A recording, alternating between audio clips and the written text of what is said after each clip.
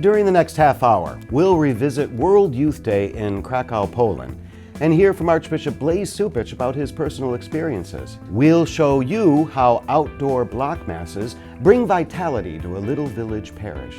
And a Southside Elementary School says thank you to the men and women who help keep them safe. Welcome to Catholic Chicago.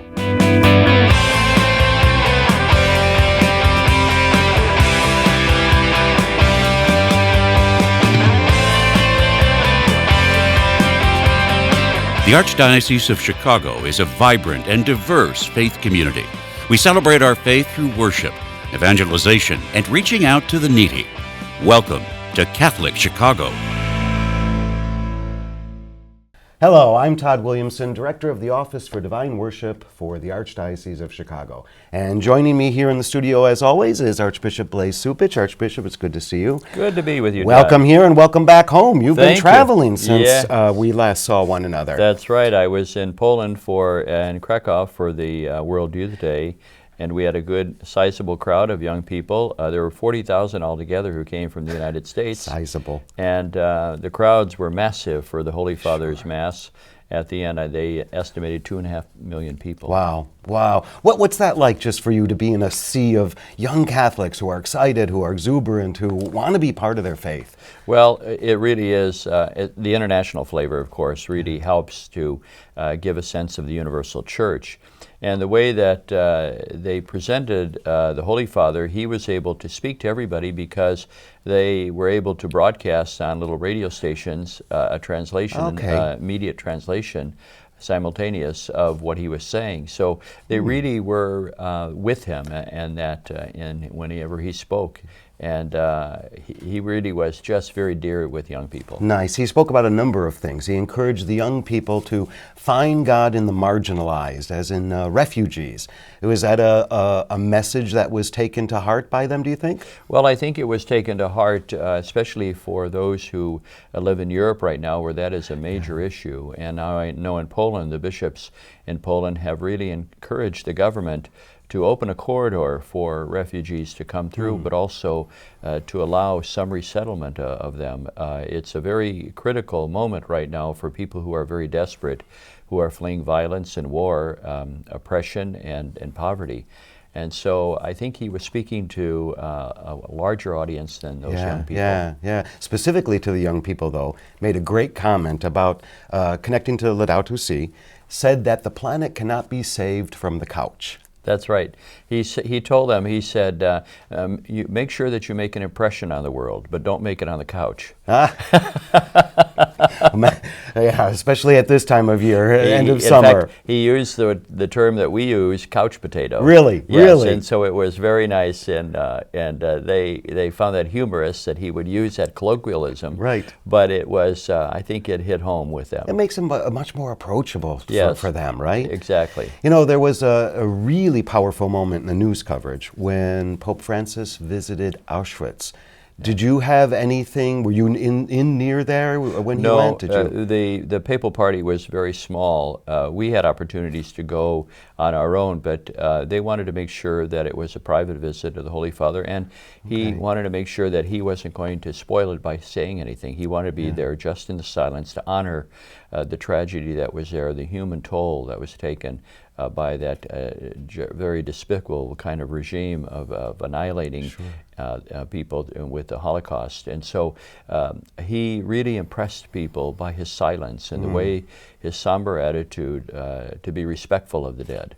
What personal experience, memory are you bringing back from Krakow and World Youth Day? Well, I would say that just the joyfulness of the young people. You know, on the last day, after the Mass, they had to walk about 10 miles. Yeah. And the bus transportation and rail transportation was fairly spotty. So most of them walked back, and they had to walk back in the rain. 7 hours, I was told. There was an incredible rainstorm that just seemed to be a deluge, one storm after the other, and they were just soaking wet. I talked to them afterwards, and it really was, and yet they were still so very joy-filled. Sure. And laughed it off, and allowed them to have a sense of solidarity in a moment in which I'm sure it wasn't easy on them. Looking forward to next year's?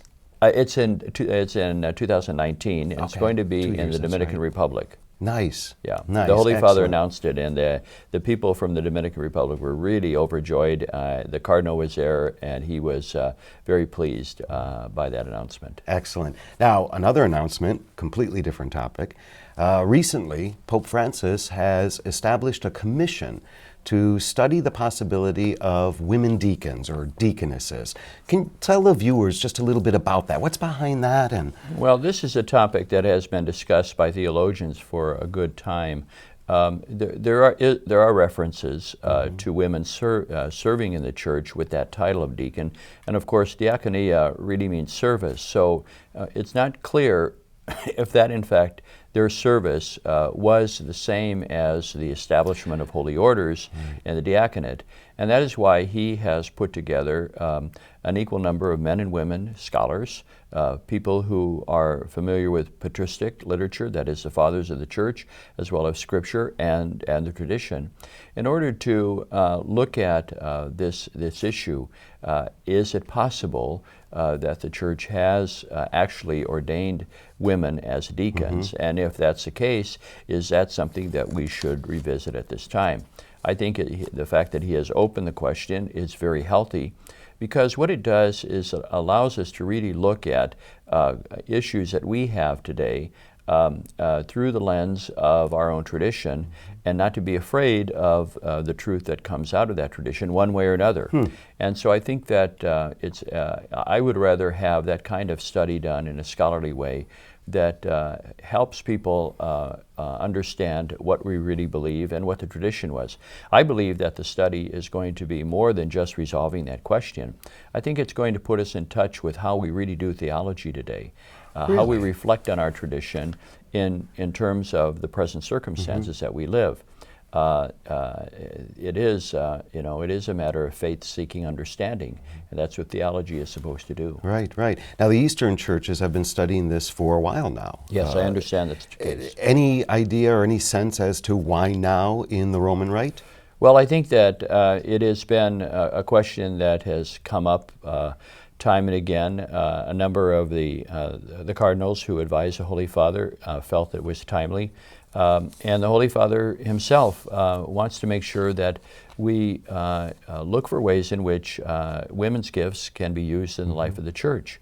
I think it's very important to see that he is looking for ways in which the gifts of women can be used in various leadership positions.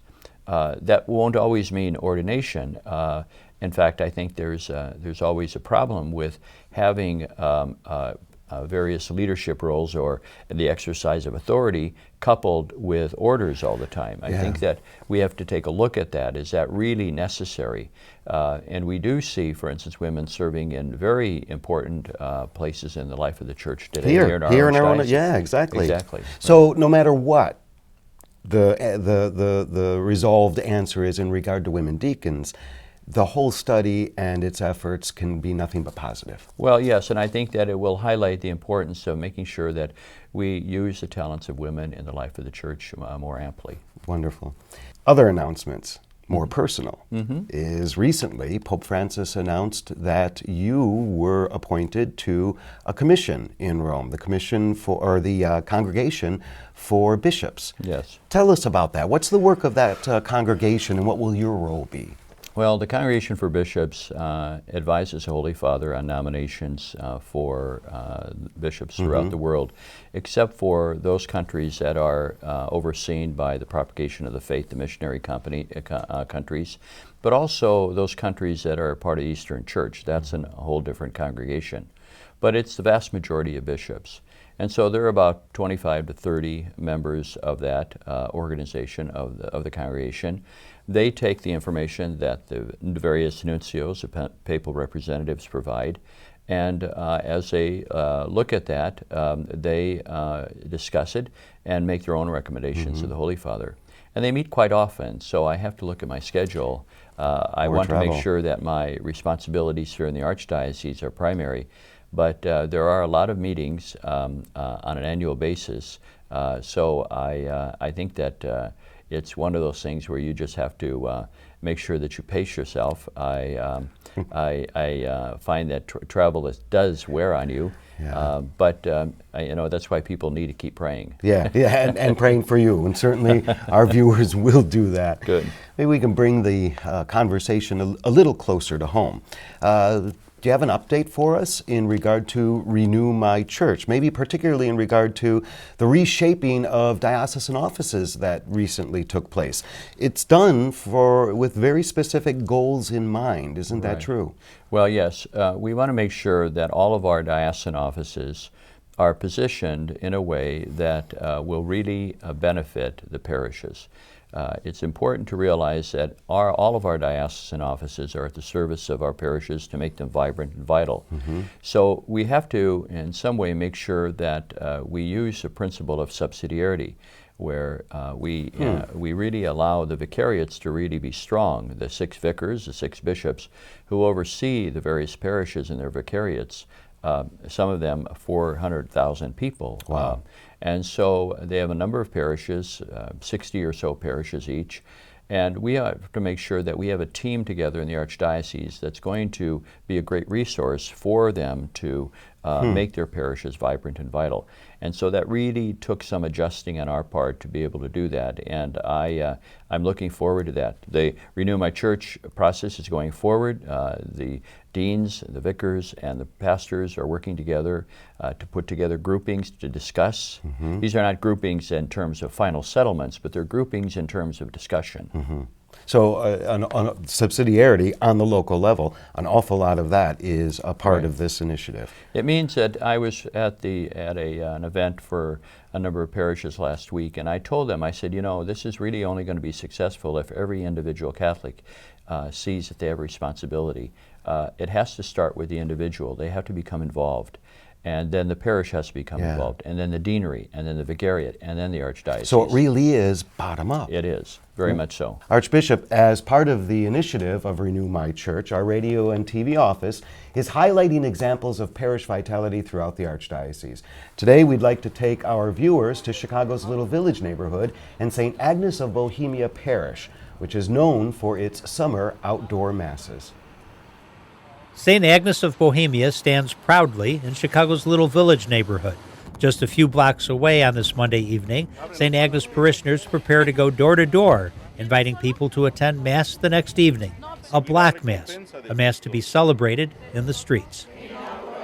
We're trying to invite people back to the church because they sometimes they tend to not to come anymore.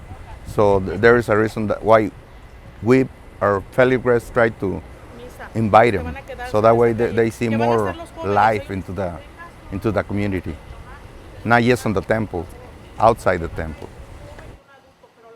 From the baptism, Jesus Christ invited us to be a part of His family.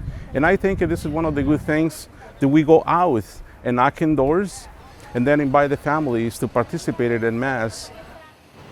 Te venimos a hacer una invitación para mañana. Va a haber una misa aquí en este frente de esta casa.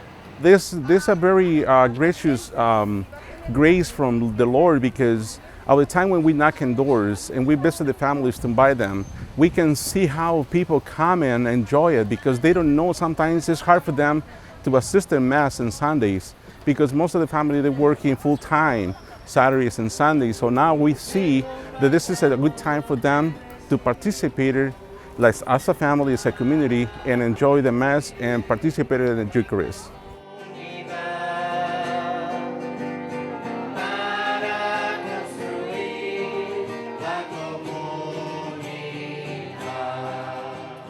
The door-to-door campaign combines with clear weather the next evening as more than 200 people show up for Mass on Sawyer Avenue between 25th and 26th Streets. These outdoor summer Masses began around 15 years ago in response to neighborhood violence, and that call for peace continues today. Una de las principales razones es One of the primary reasons is a lot of young people die on the streets, so there's a lot of violence. We want to bring peace to the neighborhood by bringing God to the streets so the violence will stop. For me, it's important be here, pray together like a community and forget a little bit about the violence. And I always remember one passage in the Bible when they say we need to pray together to be God see us our prayers. The previous pastor of St. Agnes of Bohemia, Father Rene Mena, celebrated this Mass. He says the Black Mass is a great tool for evangelization. To bring the church, like Pope Francis says, bring the church to the world. Don't expect the world to come to the church. Go out and evangelize. Get out of the sacristy, get out of the office, and get to the world. The message of evangelization resonates with young people who attend these Black Masses in large numbers. At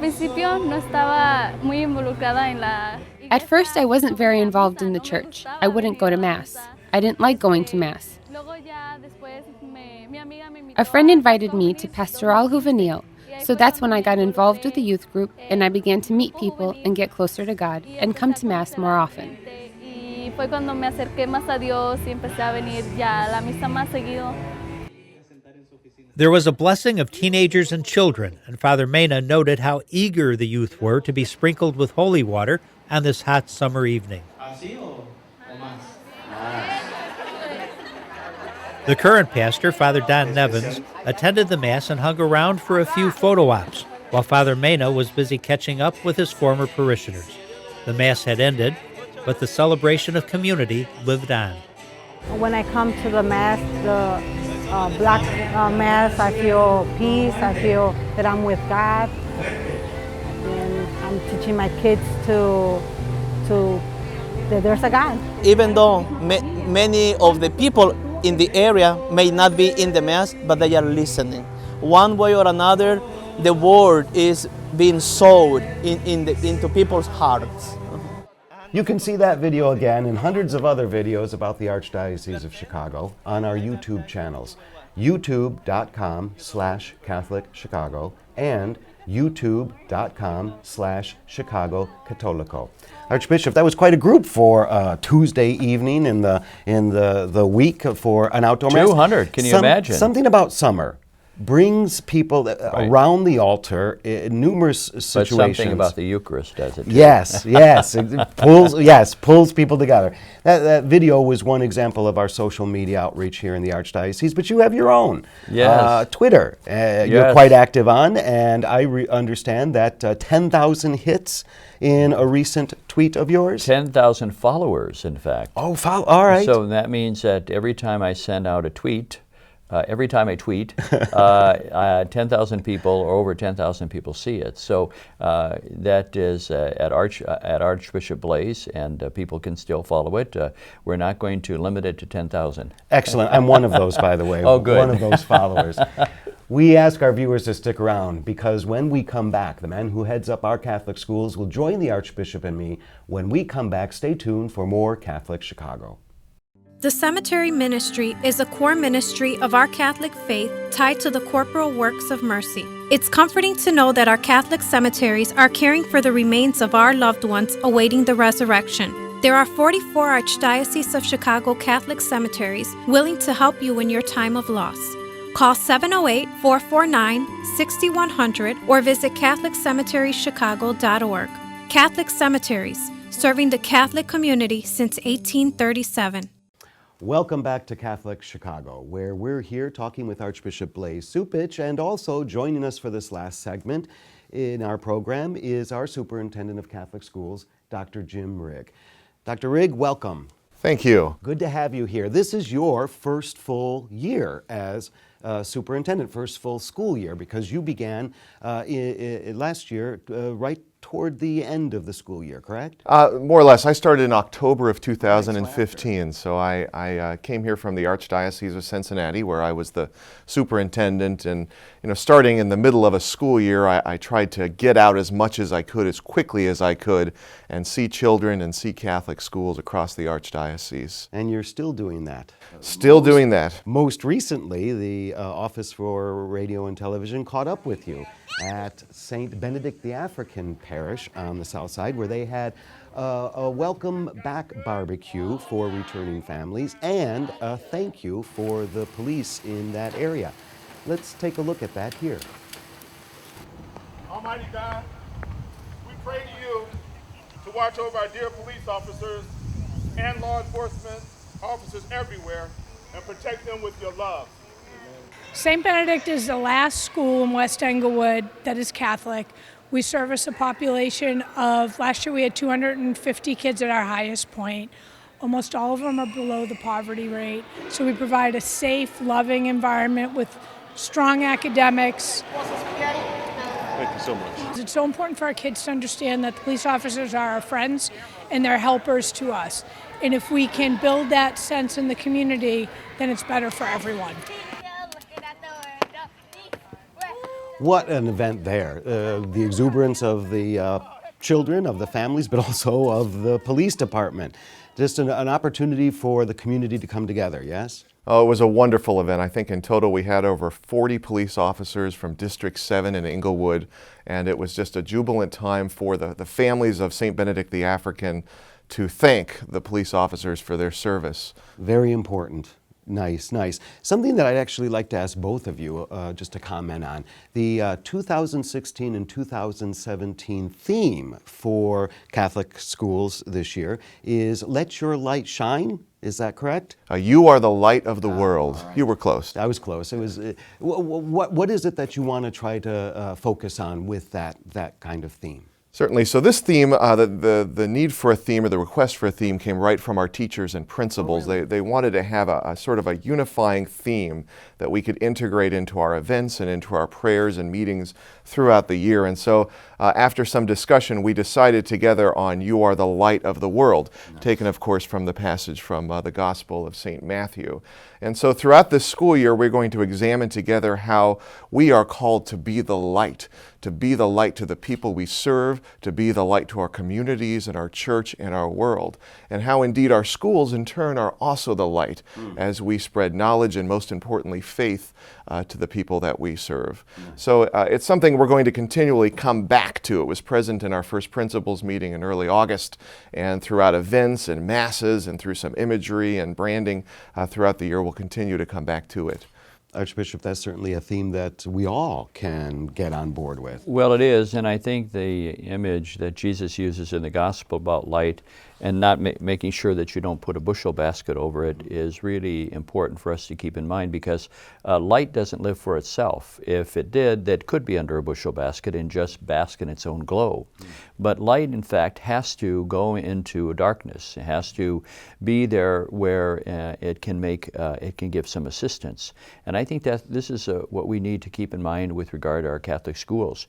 We are there not just for ourselves, not just for the Catholic Church, but to really shed light in the world of darkness, whether that's in terms of the intellect in educating young people, but also giving people hope, because light does give us a pathway forward. And the schools that we run in the Archdiocese not only take care of the present needs, but give people a future and a way forward. We are the best, as I've said it before, the best anti-poverty program in Chicago. Nice. And that sense of hope that we try to build through our schools is very important, and it's good to celebrate that through this theme. Yeah, exactly. 217 schools, 75,000 students connected to that theme that you've chosen. I know you've named these 4 points before, but for our viewers, I think it bears repeating. Kind of the 4 main foci that you have in coming into this position. What are those? Tell our viewers about those. Certainly. Well, first of all, our schools are Catholic, and so we exist to evangelize, we exist to teach the faith. As the Archbishop just said, we are light to the people that we serve, and no matter where they come from in 217 Catholic schools, we are there to be Christ to them, to be present to them through Christ. And so certainly making sure that the faith is our priority in the work that we do. Secondly, we certainly want to focus on and continue to foster the academic excellence that our schools represent. We have such a history of providing a great education. We have over 98% of our high school students graduating, over 96% of them going on to college, and that's regardless of the socioeconomic background. As the Archbishop said, we are I think the best and the largest anti-poverty program in the city of Chicago. So certainly want to strengthen the way that we teach and form the faith of our students, continue to strengthen the academic excellence that we represent. We want to continue to build close partnerships with our families. So parents are the primary educators of the faith in their children. And so we want to make sure that our teachers and our principals and our schools are closely partnering with families in the work that they do. And in the end, and most importantly, we want to instill a sense of hope and vibrancy for the future.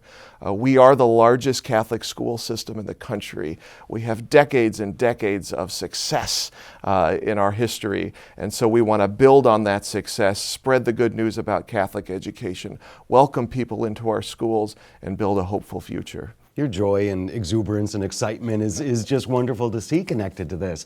There was an announcement recently by the Archdiocese in regard to the schools, and it made mention of the strategic plan for 2017. Talk a little bit about that, if you will. Certainly. So we have had a strategic plan for our Catholic schools that was unveiled in 2013 and is set to end by design at the end of this calendar year. And so I've been working very closely with the Archdiocesan School Board and with the insight and the supervision of the Archbishop to establish our next strategic plan. So far, we're making excellent progress. The ultimate goal of our strategic plan is to assure high-quality Catholic schools that are available and accessible to families who wish to come. And so we've identified 5 areas we want to focus our plan on. Those areas being Catholic identity faith formation, academic excellence, leadership, governance, and financial vitality. And within each of those areas, we want to build a body of goals and initiatives that will represent our roadmap for the next 3 to 5 years. And so we are working hard. We're engaging directly with our parents, with our teachers, with our school leaders, with our pastors and priests and other benefactors and donors to Catholic education to make sure that we put this plan together, and it will be a guiding light for the future. Nice. Ties in on a number of points to Renew My Church. It does, and we want to make sure that we have vibrant parishes, but vibrant schools. And part of that is the effort we're making in the To Teach You Christ campaign. We really are serious about establishing a trust fund in the amount of $150 million that will, in perpetuity, assist families to be able to have access to Catholic education. We keep moving, chipping away at that goal, and so if people listening today have not had a chance yet to be a part of the campaign, that really is a noble goal for us to reach, and we need everybody's help. It's a fund that will make a difference for years to come, not just in this time. We need to, just as we built wonderful buildings over the years for the future, we need to build this trust fund for future generations. Yep. It's always good to end a show on a high note, and Dr. Rigg, we've certainly done that here, listening and hearing about the Catholic schools. So, pleasure to be with you. Thank you very Thank much. you. Archbishop, it's good to see you. Always Welcome good to home again. Thank you. It's good to be to back. Have you here. Like sleeping in my own bed. Much more comfortable. Thanks to our viewers for watching, and as always, we thank you for spending time with us. Join us again next time for more Catholic Chicago. I'm Todd Williamson. Thank you.